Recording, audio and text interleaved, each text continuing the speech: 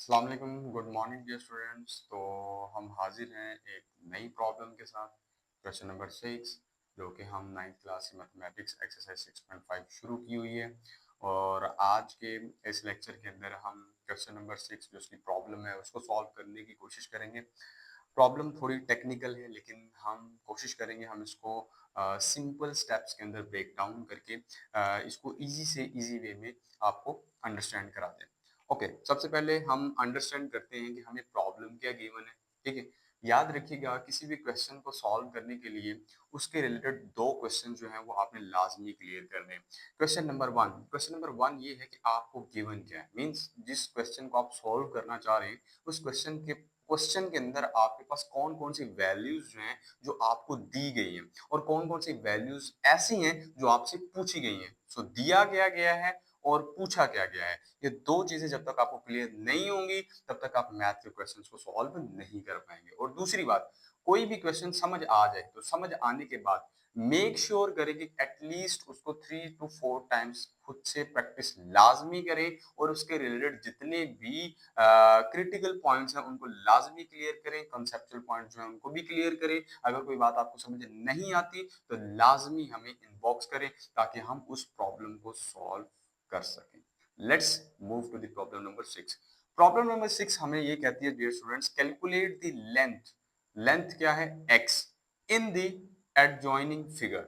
हमारे पास ये एक फिगर है। अब इस फिगर को एडजॉइनिंग फिगर क्यों कहा गया है? क्योंकि ये हमारे पास दो ट्राइंगल्स को कंबाइन करने से हासिल हुई है। So it's a figure that is the combination of two right angle triangle. अब ये मुझे कैसे पता चला कि ये दोनों ट्राइंगल्स राइट एंगल ट्राइंगल है? उसकी सबसे बड़ी अलामत डियर स्टूडेंट जो राइट एंगल ट्राइंगल की होती है वो उसका होता है 90 का एंगल, जो ये बताता है कि बेसिकली ये जो ट्राइंगल है ये राइट एंगल्ड ट्राइंगल है या नहीं। तो डियर स्टूडेंट अगर मैं ट्राइंगल फोकस करूं ट्राइंगल बी सी डी पर, ट्राइंगल बी सी डी, अगर मैं सिर्फ ट्राइंगल बी सी डी पर फोकस करूं तो साइड सी के कोने पे हमारे पास कहां पे डियर स्टूडेंट्स हमारे पास एंगल 90 बन रहा है at angle C is equal to 90 degrees के हमारे पास एंगल सी जो है वो हमारे पास 90 के इक्वल है, लिहाजा ट्राइंगल बी सी डी हमारे पास एक राइट एंगल ट्राइंगल है। ठीक है, अब इस एंगल के जैसा कि हमने प्रीवियस क्वेश्चंस के अंदर देखा था कि 90 के सामने वाली साइड हमारे पास डियर स्टूडेंट्स क्या होती है, वो हमारे पास हाइपोटेन्यूस होगी। इस ट्राइंगल के according triangle B C D के अकॉर्डिंग हमारे पास जो हाइपोटेन्यूस होगा वो हमारे पास ये साइड होगी जो कि हमारे पास बी डी होगी। अब दूसरी ट्राइंगल पे चलते हैं। दूसरी ट्राइंगल ये स्टूडेंट्स हमारे पास जो है दैट इज ए बी और D. So triangle A B और डी, इस ट्राइंगल के अंदर हमारे पास जो एंगल 90 है वो डी स्टूडेंट्स कहाँ पे बनेगा? At angle B. बी के कॉर्नर पर डी स्टूडेंट्स हमारे पास एंगल जो है वो 90 बनेगा। अच्छा जी, तो अब हमारे पास दो ट्राइंगल्स हैं। इन दो ट्राइंगल्स को हम साइमल्टेनियसली सॉल्व करेंगे तब जाके हमें इस पोर्शन इस लेंथ की जो कि बी और सी के दरमियान है इसकी वैल्यू फाइंड आउट होगी। तो सबसे पहले हम ट्राइंगल ए बी डी के लिए कैलकुलेशन करेंगे, देन फिर हम आएंगे ट्राइंगल बी सी और डी की तरफ। तो अगर हम सिर्फ और सिर्फ triangle for for triangle A B D, अब इस ट्राइंगल ए बी डी के लिए मींस ए बी डी, अब इस ए बी डी के लिए अगर मैं आपको समझाने की कोशिश करूं तो ये हमारे पास एंगल 90 हो गया, क्योंकि यहाँ पे ये क्रॉस ये जो हमारे पास बॉक्स है ये किसको इंडिकेट कर रहा है कि यहाँ पे एंगल 90 है। अब हमें पता है, हमने प्रीवियस क्वेश्चन के अंदर देखा हुआ है कि 90 के सामने एंगल 90 के सामने वाली जो साइड होती है डिस्टेंस वो हमारे पास होती है हाइपोटेन्यूस। तो ये जो 17 सेंटीमीटर है ये इस ट्राइंगल ए बी डी का हाइपोटेन्यूस होगा। हाइपोटेन्यूस का पता चल जाए तो चाहे इसको हम परपेंडिकुलर कह लें चाहे इसको हम बेस कह लें, वो हम आप लोगों की मर्जी है, उसका इतना मैटर नहीं है। मैटर क्या करता है कि हमारे पास हाइपोटेन्यूस क्या सिलेक्ट होगा। तो हाइपोटेन्यूस हमेशा एंगल 90 के सामने वाली साइड को ही हम कंसिडर करेंगे। हम इसको परपेंडिकुलर कह लेते हैं इस साइड को और इस साइड को हम बेस का नाम दे देते हैं। तो अब पहली ट्राइंगल ए बी डी के लिए डियर स्टूडेंट्स हम क्या कैलकुलेट करेंगे, बेस कैलकुलेट करेंगे। क्यों करेंगे? क्योंकि जब हम ट्राइंगल बी सी डी को सॉल्व करेंगे तो उसके लिए हमें बेस का पता होना चाहिए होगा, इस साइड का पता होगा तो हम इस साइड को कैलकुलेट कर सकेंगे। तो पहले हम करेंगे ए बी डी, इस ट्राइंगल के लिए हम कैलकुलेट करेंगे बेस को। अब इसके लिए हम क्या यूज करेंगे, पाइथागोरस थ्योरम, जो कि हम प्रीवियस लेक्चर्स के अंदर भी पढ़ चुके हैं, जिसको हम मसला फिसागोरस भी कहते हैं। तो पाइथागोरस थ्योरम के अकॉर्डिंग, अब पाइथागोरस थ्योरम हमारे पास क्या कहता है, पाइथागोरस थ्योरम हमारे पास कहता है हाइपोस्केयर वितर का स्केयर जमा बराबर होगा अमूद का स्केयर जमा कायदे के स्केयर, कि हमारे पास जो हाइपोटीनियस है जिसको हम वितर कह चुके हैं, वितर का स्केयर बराबर होगा हमारे पास परपेंडिकुलर अमूद का स्केयर प्लस हमारे पास होगा बेस के स्केयर के बराबर होगा। अच्छा जी, अब हमारे पास हाइपोटीनियस कितना है जी, 17 है, तो 17 का स्केयर आ जाएगा। ओके जी, परपेंडिकुलर, परपेंडिकुलर हमने इसको कहा हुआ है तो ये हमारे पास जी 10 का स्केयर आ जाएगा, प्लस बेस हमने फाइंड करना है तो उसको हम एज इट इज बेस का स्केयर ही लिख लेते हैं। अच्छा जी, 17 का स्केयर कितना होता है, 17 को स्केयर से मुराद ये कि 17 को 17 से मल्टीप्लाई करेंगे तो dear students we will get 289 that will equal to, अब 10 का स्केयर मतलब 10 का मुरब्बा, 10 का मुरब्बा का मतलब है 10 को 10 से मल्टीप्लाई करेंगे तो 10 को 10 से मल्टीप्लाई करेंगे तो हमारे पास क्या आ जाएगा, 100 आ जाएगा, प्लस हमारे पास क्या आ जाएगा, बेस का स्केयर आ जाएगा। अच्छा, इस इंफॉर्मेशन को मैं एक अलग से सेपरेट कर देता हूँ कि ये हमारे पास क्वेश्चन को समझने के लिए था, ठीक है। अभी जो हम सॉल्यूशन सॉल्व कर रहे हैं उसके अंदर इसका कोई रोल है। ओके, अब ये हमारे पास यहाँ पे क्या हो रहा है डियर स्टूडेंट, प्लस हो रहा है, इधर आएगा तो हमारे पास माइनस हो जाएगा, तो 289 माइनस क्या हो गया जी 100 that is equals to base square. So base square को अगर which implies that base square is equal to, अब 289 में से जब 100 को माइनस करेंगे so we will get 189, 189 dear students हमारे पास जो है वो आंसर आ चुका है। अब हम क्या करेंगे, इस स्क्वायर को कैंसिल करने के लिए, स्क्वायर को जब हम कैंसिल करेंगे तो हम क्या लेते हैं dear student, taking taking square root, तो हमारे पास दोनों तरफ क्या आ जाएगा, दोनों तरफ हमारे पास स्क्वायर रूट आ जाएगा। So we will get B square, इसके ऊपर भी जजर आ जाएगा, और 189 इसका भी जो है हमारे पास जो है वो स्क्वायर आ जाएगा। तो दो ये हमारे पास स्क्वायर इससे कैंसिल हो गया। सो बेस की हमारे पास जो वैल्यू आती है डिस्टेंस वो आती है 189। सो ये हमारे पास आ गई है बेस की वैल्यू, ठीक है। अब इसका जजर कैलकुलेट करके देख लेते हैं क्या ये हमारे पास जजर कैलकुलेट होता है या नहीं होता। तो इसके लिए हम कैलकुलेटर का इस्तेमाल करेंगे।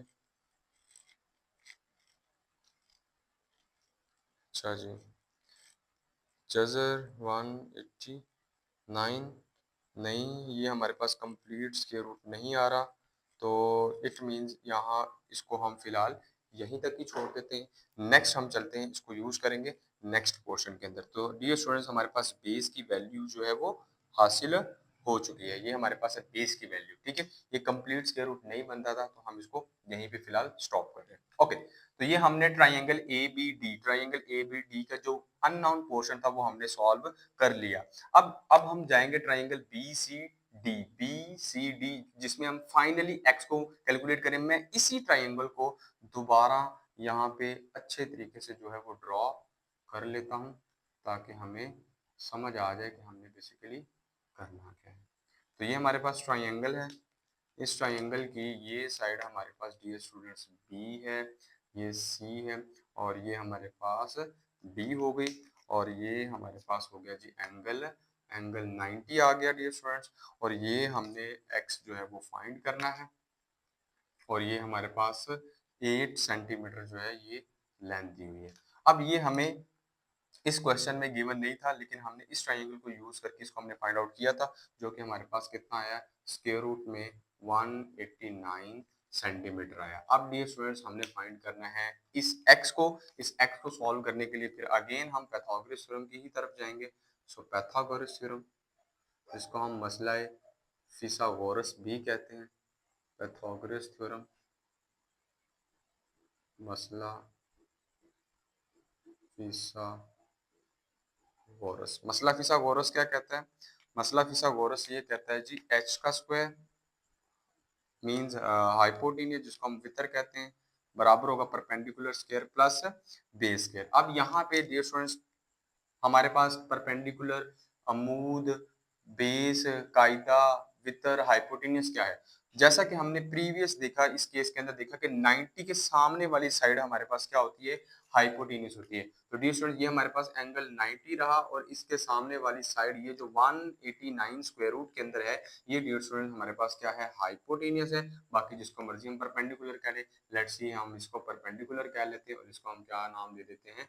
बेस का, क्योंकि परपेंडिकुलर जो है और बेस जो है ये मैटर नहीं करते, मैटर हमारे पास हाइपोटेन्यूज की वैल्यू करती है। ओके, तो h का स्क्वायर की जगह पे हमारे पास हाइपोटेन्यूज का square which is square root में 189 सारे का स्क्वायर आ जाएगा, that is equal to perpendicular square हमारे पास कितना है जी? 8 का स्क्वायर है प्लस हमारे पास जी बेस। अब बेस हमने क्या फाइंड करना है जी? x फाइंड करना, तो यहाँ पे क्या आ जाएगा जी? x का स्क्वायर। या अब ये स्क्वायर रूट से कैंसिल, सो 189 इक्वल है 8 का स्क्वायर। 8 का स्क्वायर मतलब 8 का मुरब्बा, और 8 के मुरब्बे से मुराद ये है कि 8 को 8 से मल्टीप्लाई करेंगे, तो 8 को 8 से मल्टीप्लाई करेंगे तो difference we will get 64 plus x square. अब हमें क्या चाहिए? हमें चाहिए जी x चाहिए। अब x फाइंड आउट करने के लिए 64 यहाँ पे प्लस हो रहा है, साइड की दूसरी साइड पे जाएगा तो ये मेरे पास क्या हो जाएगा? माइनस हो जाएगा, तो 189 minus 64 which is equals to x। अच्छा जी, which implies that X square is equal. अब 189 में से डियर स्टूडेंट 64 को माइनस करेंगे, तो इसके लिए हम कैलकुलेटर का इस्तेमाल कर लेते हैं। तो 169 189 माइनस 64, 189 माइनस 64 करेंगे तो dear student we will get 125। हमें क्या मिलेगा? 125 मिलेगा।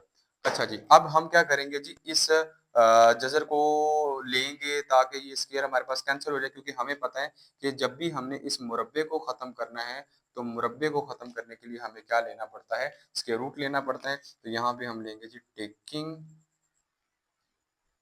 Taking square root. दोनों तरफ हम स्क्वायर रूट ले लेंगे, जजर ले लेंगे। तो जजर लेंगे तो ये हमारे पास बन जाएगा एक्स स्क्वायर, इसका स्क्वायर रूट आ जाएगा, that is equal to square root of 125। इसका square root cancel, so x equal आ गया स्क्वायर रूट में 25। अब स्क्वायर रूट में 25 किसी का भी परफेक्ट स्क्वायर नहीं है, तो क्या करेंगे? हम करेंगे सिंपल 125 की तरजीह। तो 125 की तरजीह करेंगे तो 5 5 सॉरी 5 2 10 हासिल, 2 इधर चला गया, 5 5 25, फिर अगेन 5 5 25 और फिर अगेन 5 एकम 5। तो ये हमारे पास क्या आ रहा है जी? 25। 125 की जब हम फैक्टराइजेशन करें we will get 1 2, so 5 square multiply by 5। अब हमने 5 का स्क्वायर और 5 को 1 अलग क्यों किया? क्योंकि यहाँ पर तो 3 है, लेकिन हमने 2 पावर और 1 को अलग किया है क्योंकि हमारे पास जो जजर है, इस जजर की पावर 2 होती है। अब ये कैंसिल हो गया, जो कैंसिल हो जाएगा वो डियर स्टूडेंट्स बाहर आ जाएगा, जो कैंसिल नहीं होगा वो जजर में ही रहेगा, और साथ में हमारे पास क्या आ जाएगा? सेंटीमीटर। सो ये वो अननाउन लेंथ है डियर स्टूडेंट जिसको हमने कैलकुलेट करना था फॉर द ट्राइंगल BCD, जो कि हमें x गिवन था। ठीक है, तो ये हमारे पास क्वेश्चन प्रॉब्लम सॉल्व हो चुकी है। अगर आपको किसी किस्म का प्रॉब्लम है, कोई कॉन्सेप्ट समझ नहीं आया, कोई क्रिटिकल टर्म हमसे मिस हो गई है, तो आप लाजमी उसको कमेंट सेक्शन में बताएं ताकि हम उसको रीन्यू करें और नेक्स्ट लेक्चर के लिए प्रिपेयर रहें। ठीक है, नेक्स्ट लेक्चर में हम इंशाल्लाह इसकी जो प्रॉब्लम नंबर 7 है, प्रॉब्लम नंबर 8 है, प्रॉब्लम नंबर 9 है, उनकी तरफ जाएंगे। ठीक है, अगर उन लेक्चर्स की अपडेट के लिए आपको कंपलसरी है कि आप हमारे यूट्यूब चैनल को सब्सक्राइब करें, बेल आइकन को प्रेस करें, लाइक करें और लाजमी अपने फ्रेंड्स के साथ शेयर करें जिनको मैथ में इश्यूज आ रहे हैं। तब तक के लिए अल्लाह हाफिज, मिलते हैं नेक्स्ट लेक्चर में।